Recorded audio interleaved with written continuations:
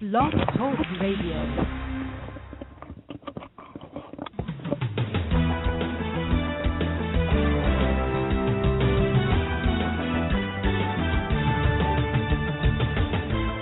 Fulfill Radio, a voice you can trust. Broadcasting live presents Two Guys and a Bible with Don Preston and William Bell. Join us each week at 7 p.m. Eastern, 6 p.m. Central as we bring you exciting, sound, challenging, and comforting messages regarding the end times. Thank you for tuning in today. Don Preston is the founder of Preterist Research Institute, or PRI. Don is a prolific author, having written and published 19 books, a host of audio and DVD studies, and is a debater and defender of the full preterist view. His websites are BibleProphecy.com, Eschatology.org, and DonKPreston.com. William Bell is the founder of AllThingsFulfilled.com Ministries and has a website bearing the same name, and has authored 3 books, audios, and DVDs. He has published hundreds of articles and recordings. And now, ladies and gentlemen, welcome to Two Guys and a Bible broadcast with Don Preston and William Bell.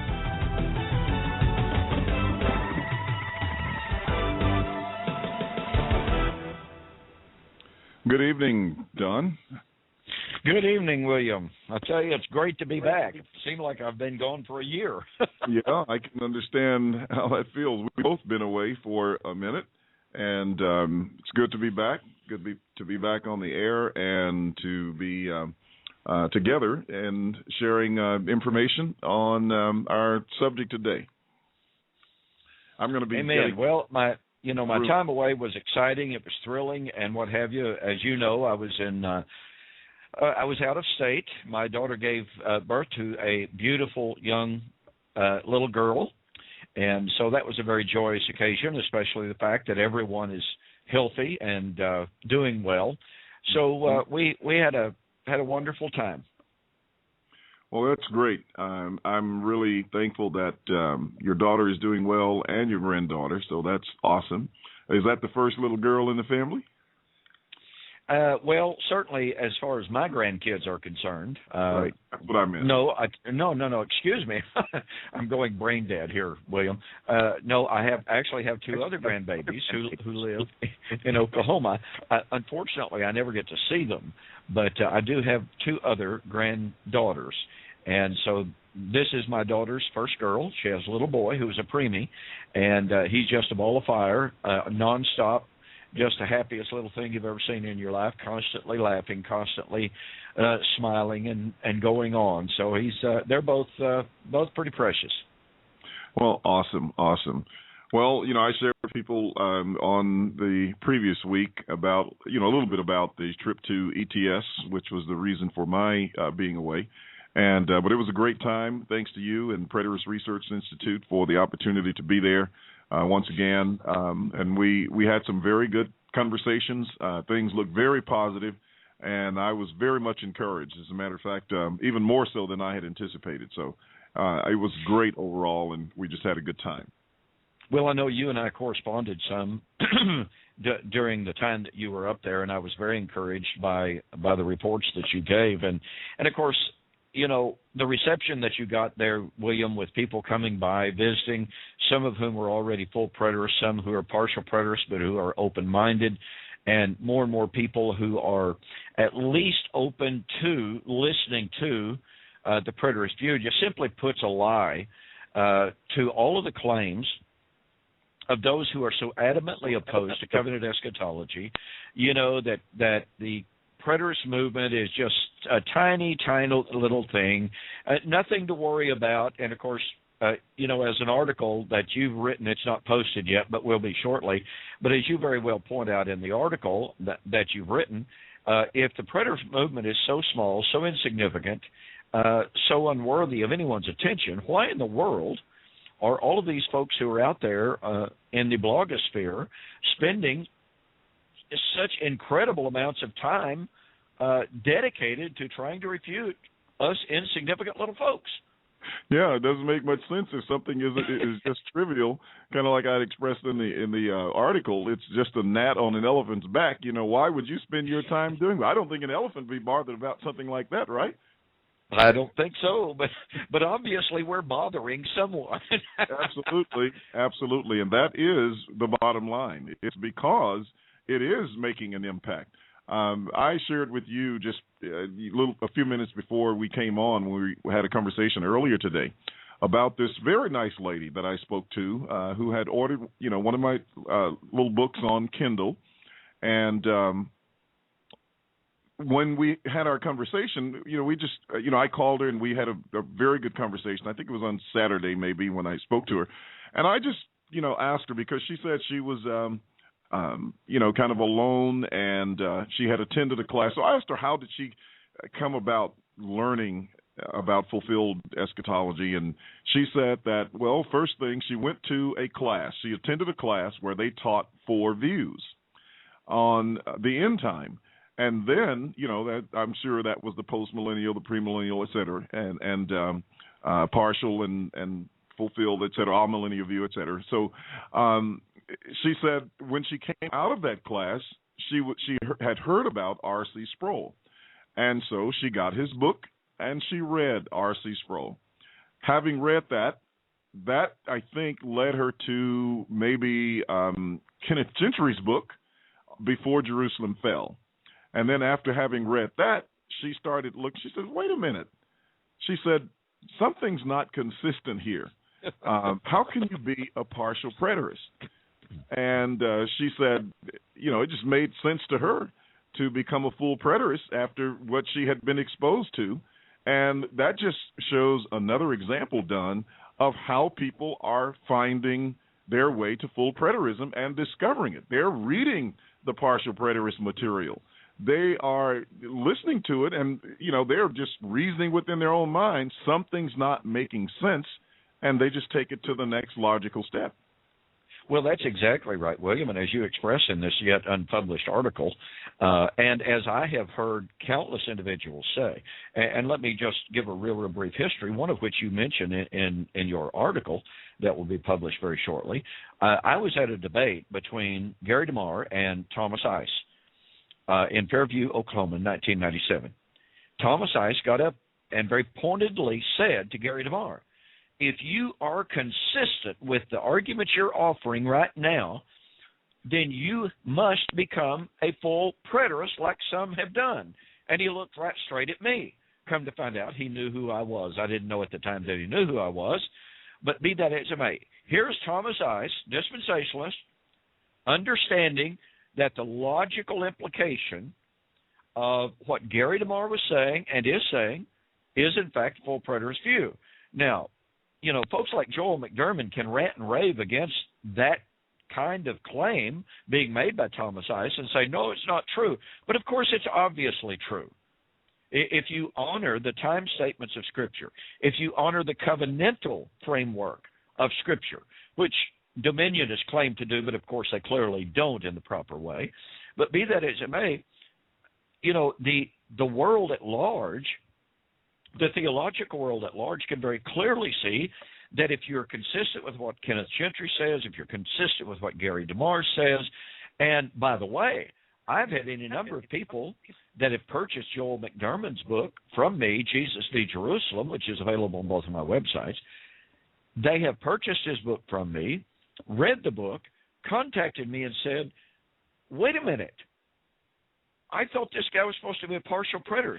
How can you say what he does and still be a full preterist? Well, logically, scripturally, exegetically, hermeneutically, you can't remain a partial preterist and say the things that Joel McDermott said, no matter all the verbiage that he might offer, and no matter how much he might protest, and as much as Gary DeMar and Kenneth Gentry. Kenneth Gentry has basically gone ballistic in the past when people have said, by reading your books, I became a full preterist. And Kenneth Gentry has just become vehement and angry over that, saying it's not true, it's not true. Well, of course it's true. Obviously it's true. Another example.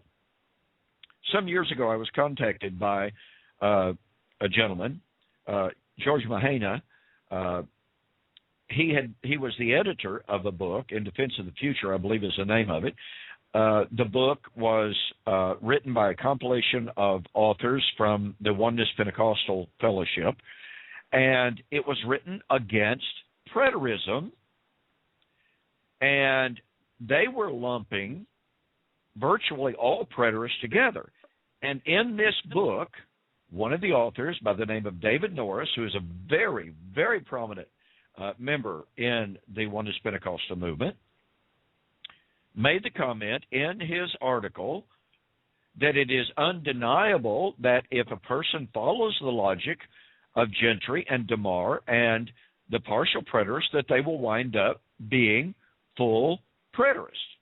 Now, here's a guy, he's I don't know if he's the head of a university, but he's certainly associated with one of the universities, has a higher degree, PhD gentleman. He can very clearly see this. I encounter people all the time. You do too, William. I hear people all of the time who were, in fact, partial preterists. They were followers of Gentry, DeMar, the dominionist partial preterist view, but they began to see very quickly the inconsistencies of, on the one hand, arguing for the imminence time statements, the covenantal context of eschatology, of saying on the one hand, well, it's like I pointed out in my debate with Joel McDermott. Joel McDermott takes a position, as does Gentry, as does DeMar, as do most dominionists, that the new heaven and new earth of Revelation 21 verses 1 to 3,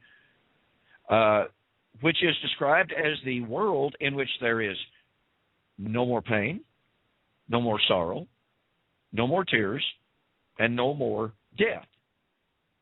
Joel McDermott teaches, again, as DeMar, Gentry, and others do, that world arrived in AD 70. And William, you heard me press Joel McDermott in our debate to show how in AD 70 the curse and the death was destroyed, and yet we're still waiting for the destruction of the curse and the death. Now, I don't personally remember Joel McDermott offering one single word in response to my request that he demonstrate how the curse and the death was destroyed in AD 70, but we're still waiting for the destruction. I mean, after all, when it says in that world that came in AD 70, according to Joel, Gentry, DeMar, there is no more curse, no more. That's the literal of the Greek text of Revelation 22. And so again, I pressed Joel to give us exegetical, not philosophical, but exegetical demonstration how there can be no more death or no more curse, no more in the city where there is no more death, and yet, according to Joel McDermott, there is death. There is the curse. So how do you argue, no more curse, no more, no death, that arrived in AD 70, but we're still looking for the time where there is no more death and there is no more the curse? Do you remember him even attempting to give any exegetical proof? I don't remember any speech in which he addressed that issue. I don't either. And I've been going through the speeches because I'm working on the manuscript to produce a book of the debate. I have yet to find one single word in which Joel responded to my challenge and my question to demonstrate exegetically, again, not philosophically. You know, we heard Joel say on a couple of different occasions, for instance, when I asked him, he had made the comment that his belief system, as he expressed it, allowed him to believe that 1 Corinthians 15 and Revelation 20 were fulfilled in some way, somehow in AD 70, but we're still looking for the final. Well, again, when I challenged him to produce the exegetical proof for that, his only response was, well, my belief system allows me to believe that. Well, you know, anybody could say my belief system allows me to believe X. You know, I could ask a Mormon, what is your scriptural justification for the following? And they could respond to me, well, my belief system allows me to believe that. Well, that's hardly any kind of proof, none whatsoever. And so it's somewhat disingenuous for anyone, whether it be Gentry or DeMar or McDermott, when challenged to give exegetical proof, evidence, and substantiation for what they're saying, to just simply get up and say, well, my belief system allows me to believe that. And I tried to point out that inconsistency and how disingenuous that is and how it does not satisfy the criteria of proof. But again, we never received any proof for those claims. So, again, back to the key point here, and that certainly is that there are tons of preterists today who are full preterists as a direct result of the mostly excellent exegetical work done by the dominionists. It doesn't matter how loudly they decry that claim or how loudly they deny that reality. The undeniable reality is that there are lots and lots of folks who have left the partial preterist world for the true preterist position because of the groundwork, because of the foundation that was laid by the partial preterists themselves. And Don, there is, there's so much talk by one personality about how great they were in the full preterist movement, and now they've gone back to the partial preterist movement. I'd like to compare that with someone of the caliber of David Chilton and the impact that he had in the dominionist movement and where he ended up, which was full preterism.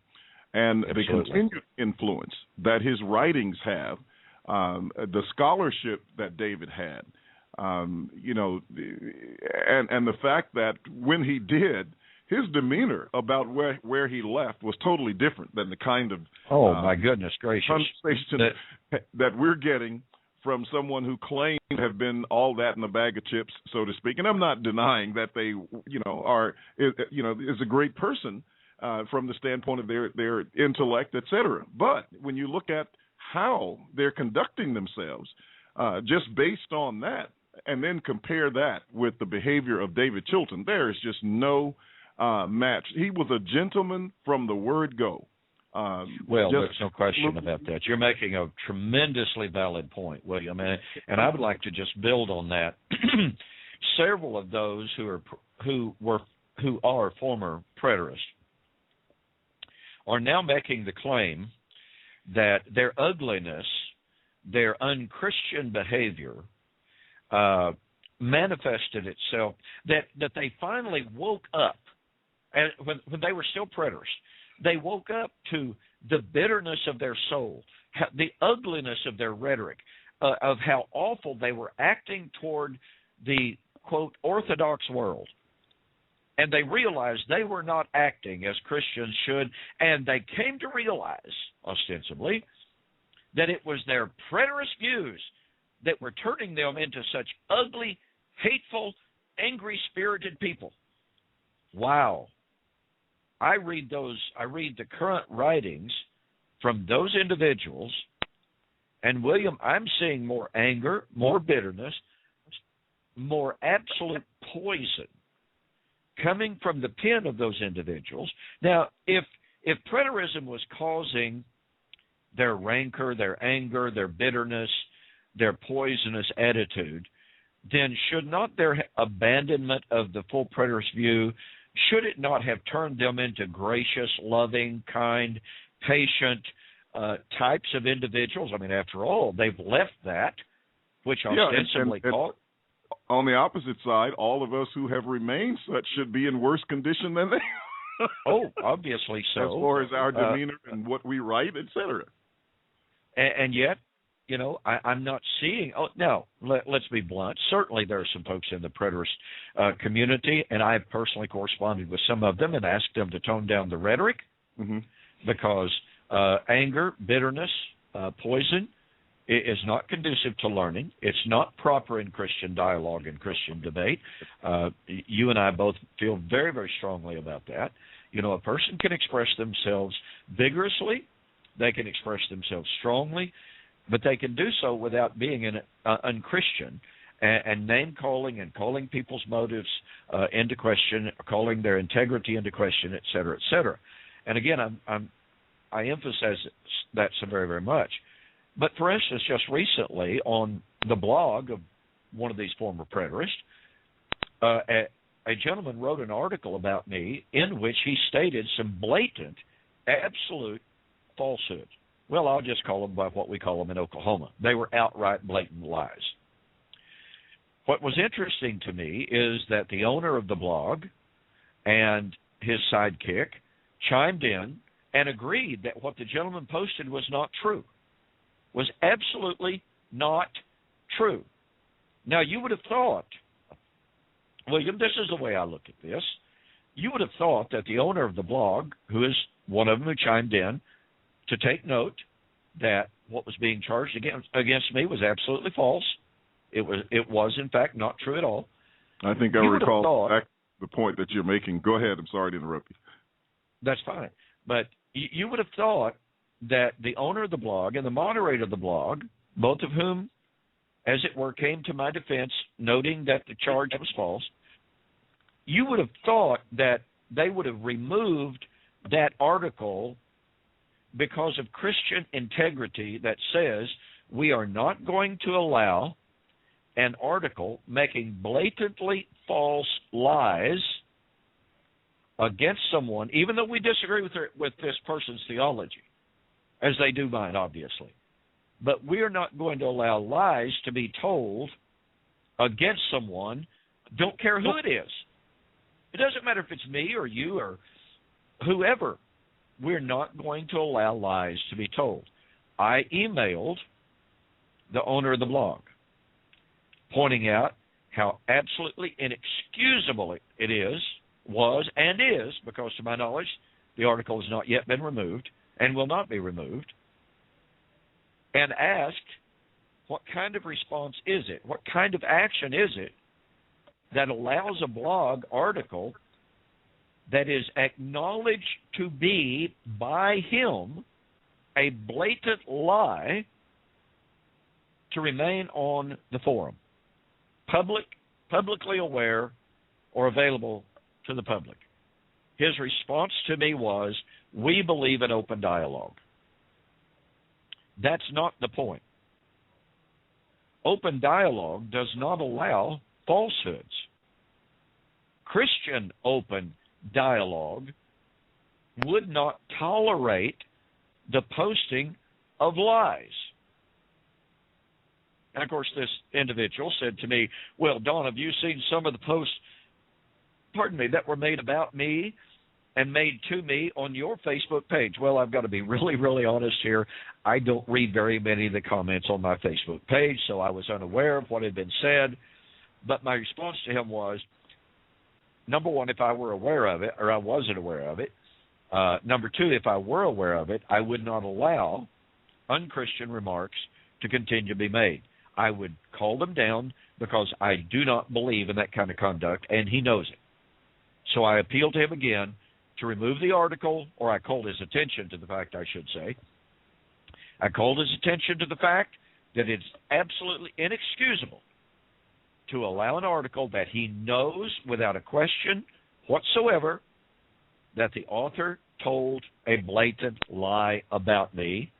He even stated that the charge was false in his comment about the article, but he still refused to remove the article. Now, that is so sad to me, and it speaks volumes to me in a very negative way. Do we believe in Christian controversy, which will not allow lying and dishonesty, which deals strictly and solely with the issues, not with personalities? The title of the article, Dishonest Dawn is Revealed, Finally Exposed. Well, it's just a reprehensible lie of an article. But again, as far as I know, it's not been removed. And the right to post lies on that forum has been defended by the owner of the blog. That's really sad. Yeah, it really is. And, you would just hope that some type of just reasonableness would manifest itself in the types of communications that's going out, because people are taking note of it, and people are not, they're not ignorant. They are very intelligent, and they know when these types of remarks are being made that they're not true. And if they're being done to boost their credibility, or at least an attempt to do so, it's backfiring on them. It's producing just the opposite of what I believe the intent was to do, because it shows if they're going to be dishonest in just making those types of statements and supporting or encouraging them, endorsing them in whatever way by leaving them posted, et cetera, not removing them, not saying anything about it, then that is going to take away from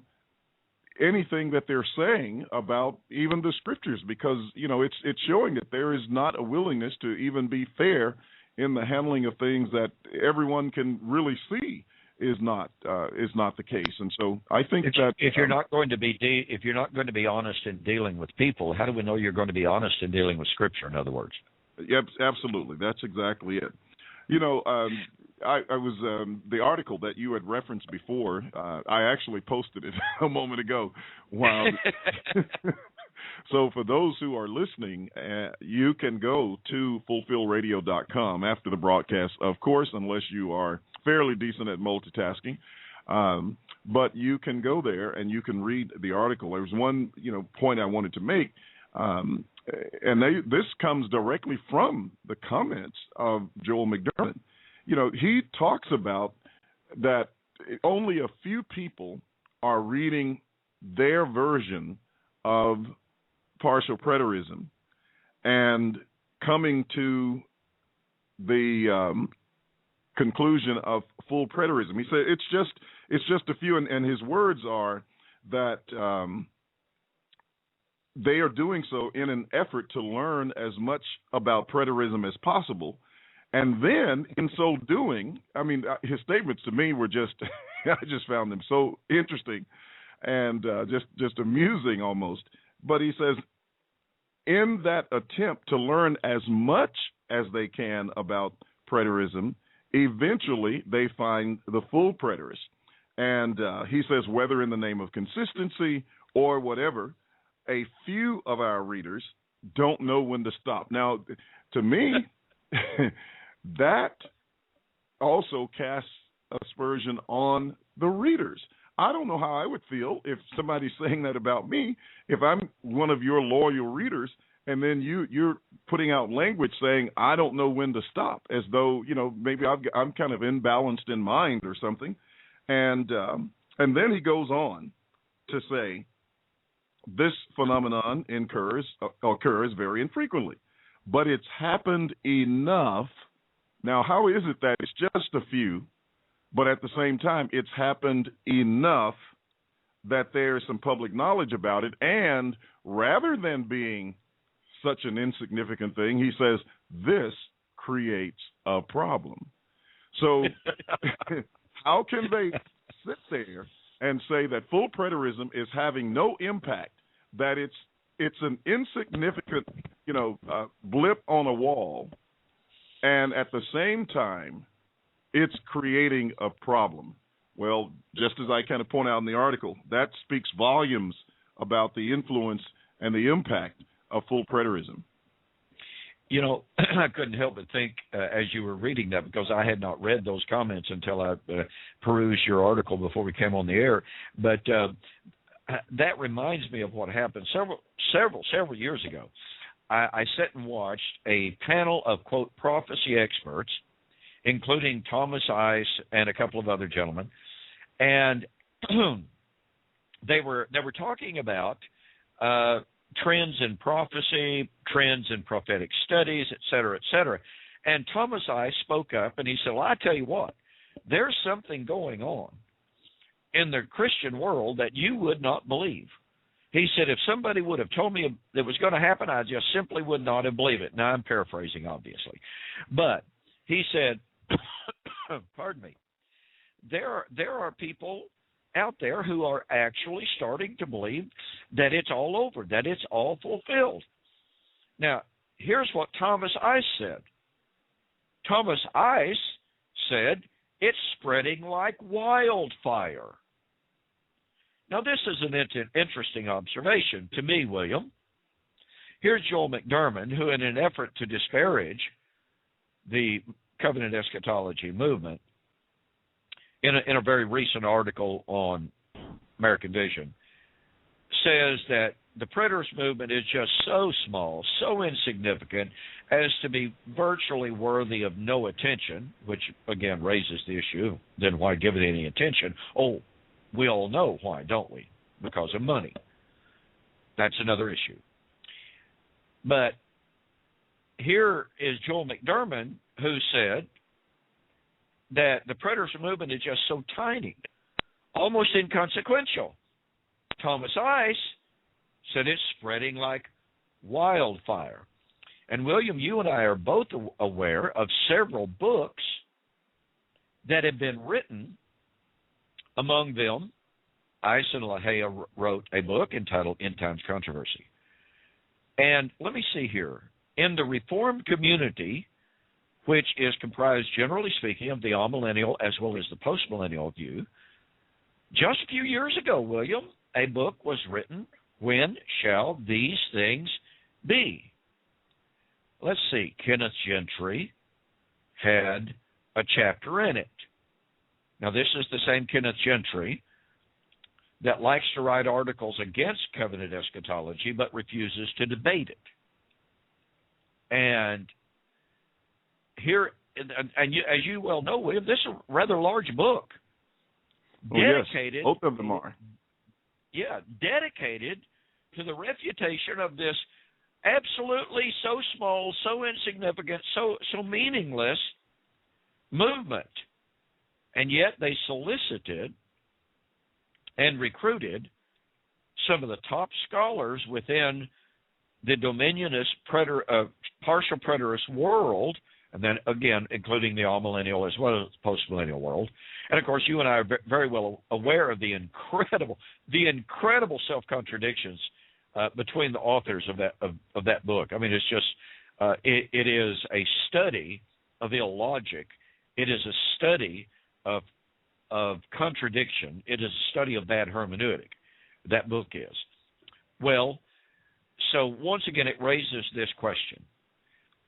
If the preterist movement is so absolutely insignificant, why in the world are all of these people spending all of this time to compile rather large, expensive books to publish in order to refute what, according to them, isn't even worthy of their time?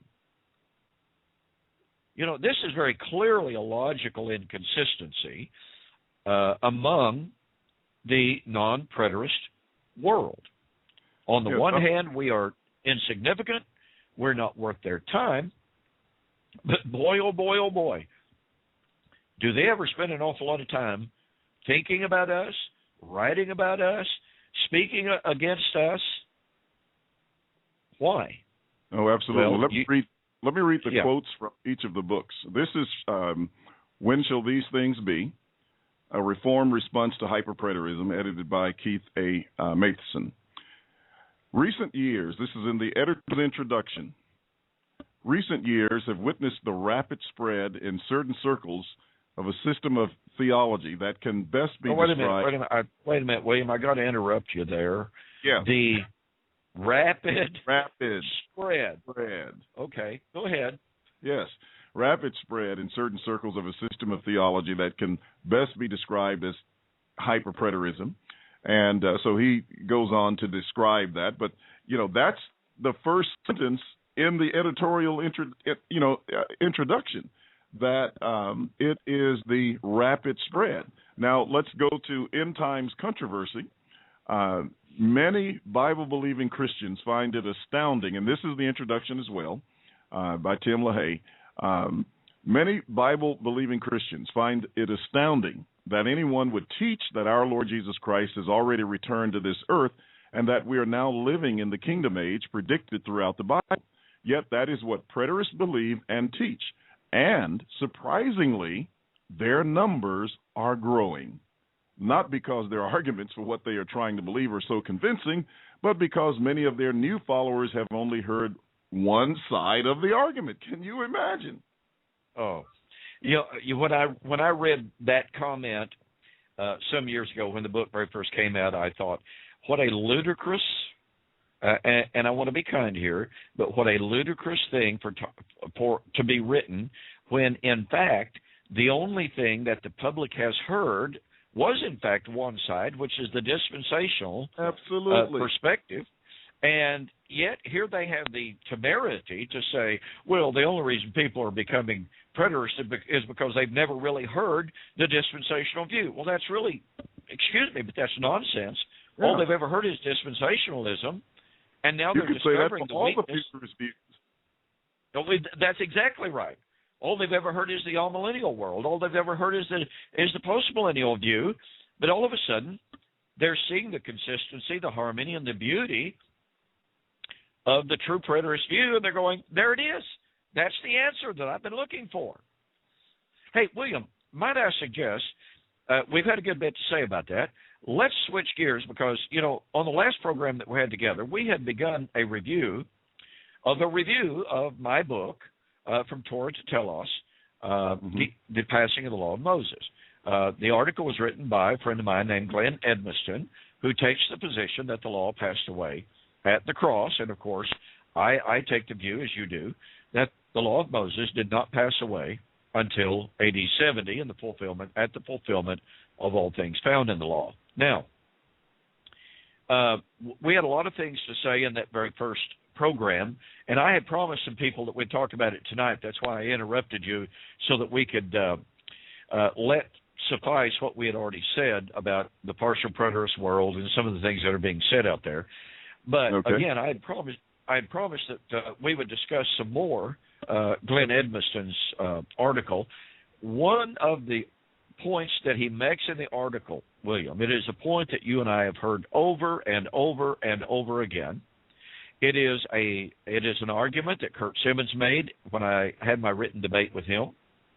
It is an argument that Terry Varner, that Wayne Jackson, and almost all opponents of covenant eschatology has made, and they have said, this is Glenn Edmiston's point. If the law of Moses did not pass until AD 70, then that means that Christian Jews, and this is the point that he makes, and by the way, Kurt Simmons went so far as to say, that means that even Gentile Christians were under two laws at the same time. They were bound by the law of Moses. They were bound by the gospel. Well, of course, I challenged Kurt to demonstrate where I have ever said at any time in any article ever that Gentiles were obligated to keep the law. I challenged him repeatedly to provide anything where I'd even suggested that. Of course, he didn't even try to produce a quote or an article because he couldn't, because I've never said that. You certainly never said that I can recall. It's just simply not what we say. Well, Glenn says, although Don does not say this is the case, his position demands that Christian Jews were under both laws, Torah and the gospel, at the same time. Now, number one, he admits that that's not what I openly teach, but he says my doctrine, or in what we teach, demands that position. So, William, my question to you is, does the view that Torah did not pass until AD 70 demand that Christian Jews were obligated to keep the law and the gospel at the same time? You're asking me that question? Yes. For the sake of our audience, because that's the charge that's being made by Glenn Edmiston against me, and obviously you as well, that if we say Torah did not pass until AD 70, that doctrine demands, now again, let me reiterate because this is important. Glenn admits that that's not what I teach openly, but he says our doctrine demands that view, that the Jewish Christians were obligated to observe Torah as well as the gospel until AD 70. What say ye in response? Well, my response to be to take a look at Romans chapter 6 and Romans chapter 7, because they both teach a similar point about two different doctrinal matters, but they're very closely related. For example, in Romans chapter 5, when Paul talks about the law, he says, moreover, the law entered, this is verse 20, that the offense might abound, but where sin abounded, grace abounded much more. So that as sin reigned in death, even so grace might reign through righteousness to eternal life through Jesus Christ our Lord. Now, in chapter 6, he takes up the question in view of the fact that grace did much more abound over that which gave strength to the law, which was gave strength to sin, which was the law. He said, what shall we say then? Shall we continue in sin that the grace may abound?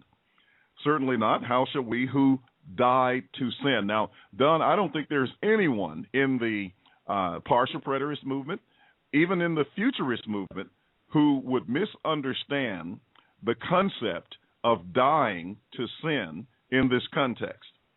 They would understand that they died to sin, and he says, how shall therefore they live any longer therein? And then he says, or do you not know that as many of us who were baptized into Christ Jesus were baptized into his death? Therefore, we were buried with him through baptism into death, that just as Christ was raised from the dead by the glory of the Father, even so we also should walk in newness of life. So my point here is that death is what delivered them from the sin, and therefore, because they died to it, they were no longer to practice it. They were no longer to walk in the sin as Paul enumerates or mentions in that text. Now, when you go to the 7th chapter, he makes the very same point, and he's talking in this context particularly about the law. And he's saying that they died to the law. In other words, he's not saying that they have to practice sin and the law in Romans chapter 6. And the same, in my judgment, is true in Romans chapter 7, when he says, oh, do you not know, brethren, for I speak to those, this is verse 1 again, I speak to those who know the law. So he's addressing those who knew the law. He says that the law has dominion over a man as long as he lives. As long as he lives. For the woman who has a husband is bound by the law to her husband as long as he lives. But if the husband dies, she is released from the law of her husband. So then, if while her husband lives, she marries another man, she will be called an adulteress. But if her husband dies, she is free from that law, so that she is no adulteress, though she has married another man. Therefore, my brethren, and he puts the brethren in the case, he sort of switches it to put the brethren in the case of the woman because of the opportunity for them to marry again, and that's his entire point. He says, therefore, my brethren, you also have become dead to the law through the body of Christ, that you may be married to another, to him who was raised from the dead, that we should bear fruit to God. The point in the text is death severed that bond.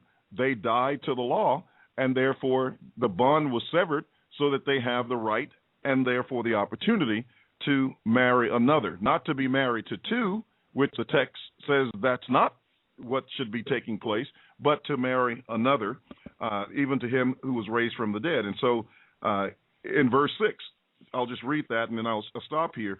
But now we have been delivered from the law, having died to what we were held by, so that we should serve in newness of the Spirit and not in the oldness of the letter.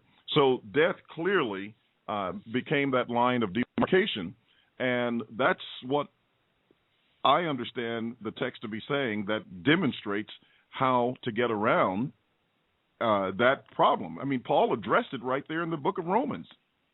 And it's very graphic, and it's very explicit, we might also add. And of course, what has to be understood here, Paul is appealing to, number one, as he says, the law. You know, he said, I'm writing to those of you who know the law. Well, the law that he is appealing to is Deuteronomy chapter 24, which kind of defines the term the law there, by the way. Won't get into that, but be that as it may. Secondly, he is appealing to the well-known Jewish understanding. not only is it biblical, but it was that biblical concept had saturated Jewish mentality, and they understood that in the case of a death, when a man died, he was no longer subject to Torah. Well, what does Paul, as you've already read, what does Paul say to these Jewish Christians? You were buried with Christ by baptism into his death. They had become participants of the death of Christ. Now, obviously, Paul is dealing with life and death here in a very powerful and a very challenging way that most people are not willing to deal with in this text. Notice Romans chapter 6, verse 10. Reckon yourselves to be dead unto sin, but alive unto Christ. Well, Paul is talking about life and death here. What kind of death had they experienced? They had experienced the death of Christ. They had experienced death with Christ. Matter of fact, the Greek of Colossians chapter 2, 11 and 12, where it says that they had experienced the circumcision, not made with hands, not of the flesh, but they had been buried with Christ, raised with Christ through faith. Pardon me, that came out of nowhere.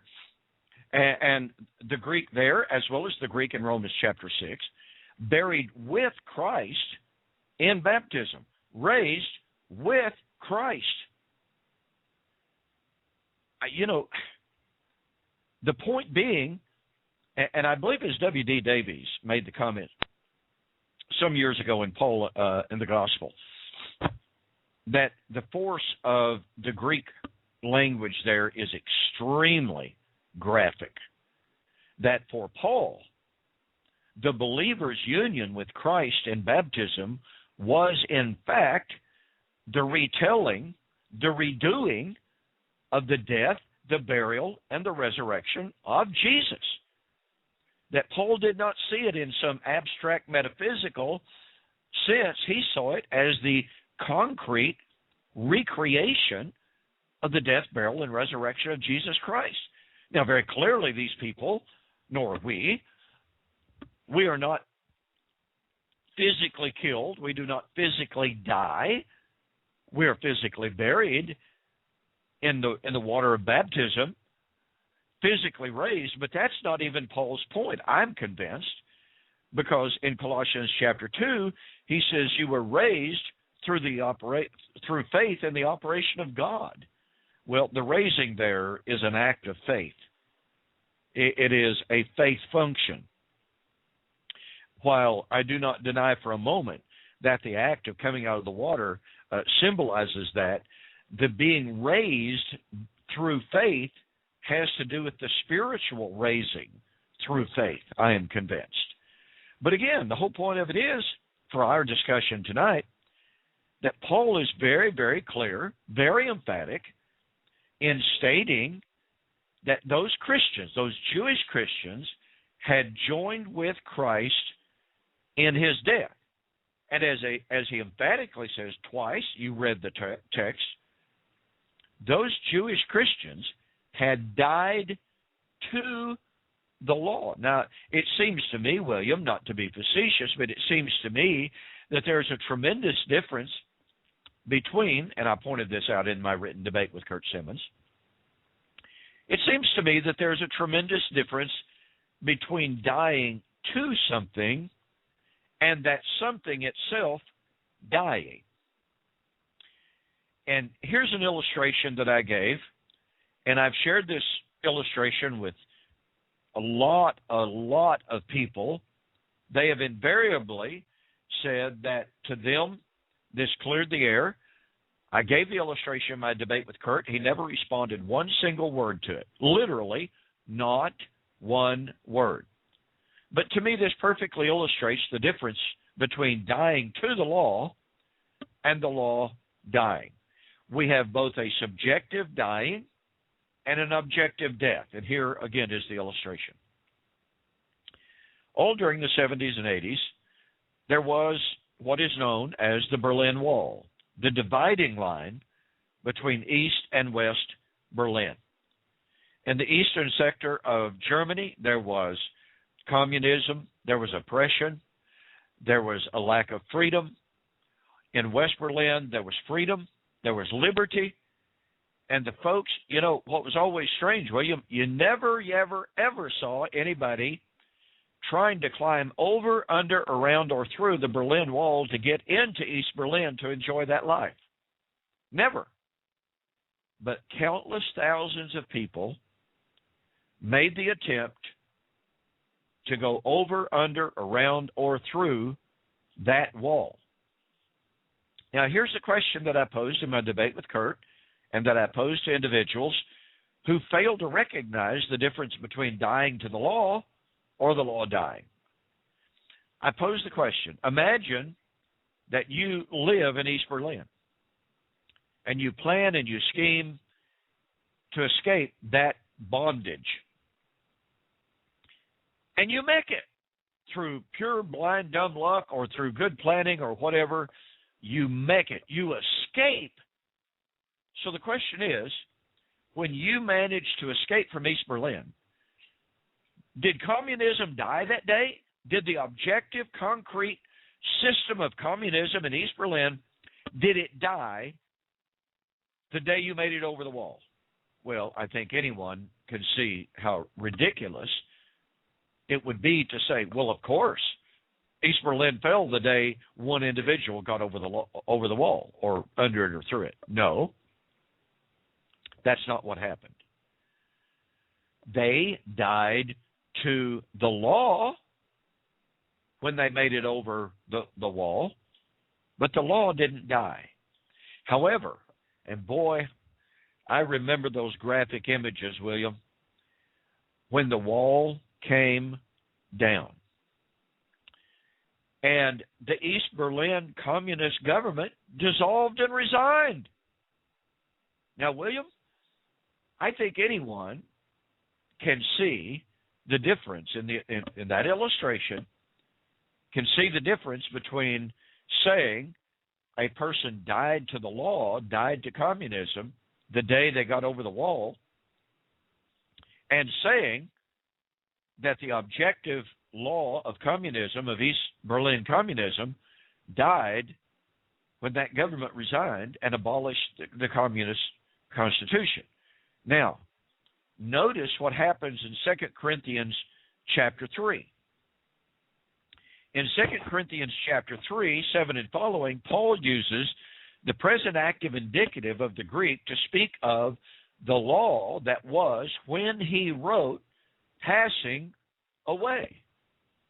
He didn't say it had passed away. He didn't say it had already been abolished. He didn't say the law did away with it. He says it was in the process of passing away. Then he says this. He says, there is to this very day, that was his present day, a veil over the hearts of those in the reading of the law of Moses.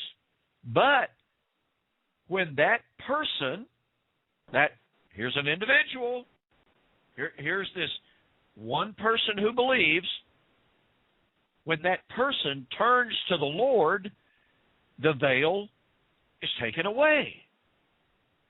So here is the subjective, individualistic, dying to the law while they were anticipating the objective removal of the law itself. And so Paul says in 2 Corinthians chapter 3, 16 and following,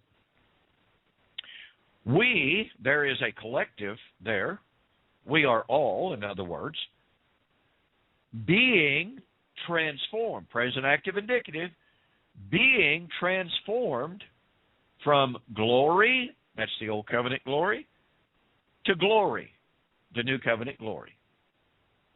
So in one text, William, we have both the individual dying to the law by turning to Christ, away from Torah, and the anticipation of the passing of Torah itself.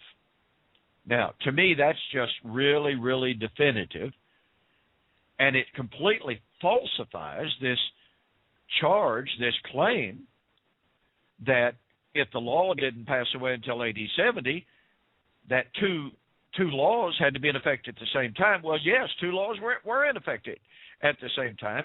And, William, we covered this in the first program and first discussions, and we don't have hardly any time left. But let's just raise this question and answer it very, very quickly.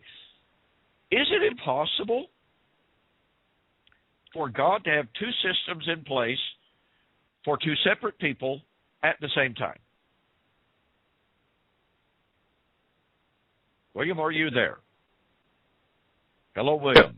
I'm here. I've been here. Okay.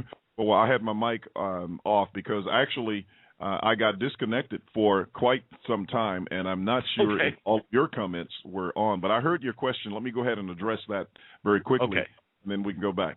If it is impossible for God to have two laws running concurrently or at the same time for two different people, then how do we account for the fact that he gave the law of Moses to the Jews but not to the Gentiles, and therefore had the Gentiles for for the entire duration of the law of Moses, 1,500 years, operating under a separate law?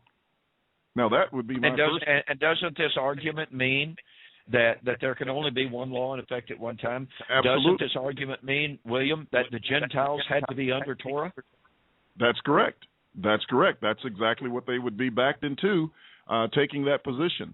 I wanted to also make this comment when you were talking about the fact that the Jews had adopted the law, and you were so beautifully illustrating that, and that's when I got cut off, and I'm not even sure that the audience got that, so you may have to just stay on just a few minutes to put that, to go back over that entire point that you were making. But let me put this point in regard to, because you were talking about dying with Christ and You're breaking how, up real bad, William. Okay, let's see if this. How is this? Is it better? I've been having some problems with with my communication. Your Skype has been really going in and out. It's time. It's breaking up pretty badly. Okay. Well, I don't think I'm going to be able to make this comment. So why don't you go ahead and just finish out? Well, let me reiterate a point I was making very quickly on 2 Corinthians chapter 3, just in case that it did break up, and I'm getting feedback now. But the point I was making is that in 2 Corinthians chapter 3, we have both individuals dying to the law, and we have the anticipation of the passing of the law itself. So here is Paul expressing the fact that Torah was in the process of passing away, i.e. it had not passed away yet, and Paul saying that individuals coming into Christ were dying to the law. And so the claim that was made by Kurt Simmons in my debate with him, the claim that is being made by Glenn Edmiston, that to say that the law did not pass until AD 70 demands that Jewish Christians were under the law as well as the gospel until AD 70 is completely falsified by 2 Corinthians chapter 3 and by Romans 5 through 7. Paul addresses the very issue. Those Jewish Christians died to the law. And the very fact that the illustration that William gave a moment ago, and that is that the Gentiles did not have the law for 1,500 years. Israel did. The Gentiles did not. And boy, I hope we're not getting the feedback on there that I'm getting here. Are you really? Because I can't hear you. 60. Okay. Well, the point of it is there were two laws running concurrently, contemporary with one another. There was Torah for 1,500 years. There was what we might call the patriarchal system for 1,500 years. They existed side by side. The argument that two laws, two systems cannot exist side by side is very clearly false.